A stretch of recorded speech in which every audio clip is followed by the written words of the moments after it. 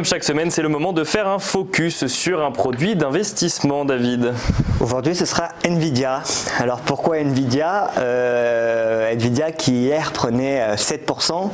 Ils ont fait une annonce, ils ont annoncé le rachat d'un fabricant de puces israélien qui s'appelle Mellanox Tech pour exactement 7 milliards environ, donc 6,9 milliards de dollars. C'est leur acquisition la plus importante réalisée à ce jour. Et donc cette bonne nouvelle pour Nvidia a entraîné l'action en hausse et attiré l'action en hausse, mais pas seulement, aussi le Nasdaq qui, à la suite des performances d'Nvidia, hier terminé dans le vert.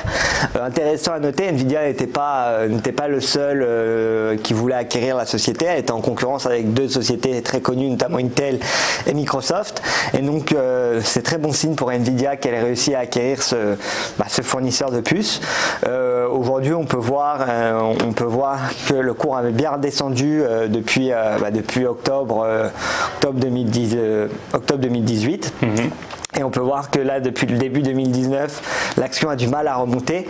Donc on était à 300 $ environ. On avait presque atteint les 300 $ en octobre 2018 quand on était sur les plus hauts. On était dans les 285 $. On est bien redescendu. Aujourd'hui, on est à 161 $. Donc profil intéressant, risk-reward intéressant sur cette action. Et avec les bonnes nouvelles récemment sur le rachat de Mellanox, ça peut être très intéressant de l'avoir en portefeuille et de se positionner sur cette action.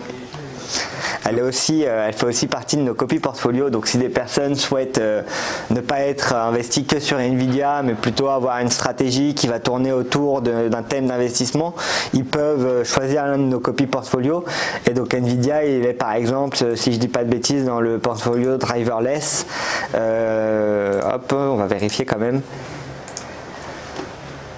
Voilà, et elle a 3,33%, elle est dans d'autres copies portfolio, donc ça permet aux gens là par exemple, dans ce copie portfolio, Nvidia est dedans parce qu'elle propose des solutions pour les voitures autonomes et les voitures sans commande, et donc on l'intègre, mais Nvidia s'intègre aussi dans beaucoup de copies portfolio. C'est une action du Nasdaq, c'est une action qui peut rentrer dans pas mal de thématiques, donc intéressant pour les traders, sachant que si on compare avec sa consoeur qui est AMD, on peut voir que AMD n'a pas connu les mêmes performances depuis octobre 2018, donc ils sont restés quand même assez hauts.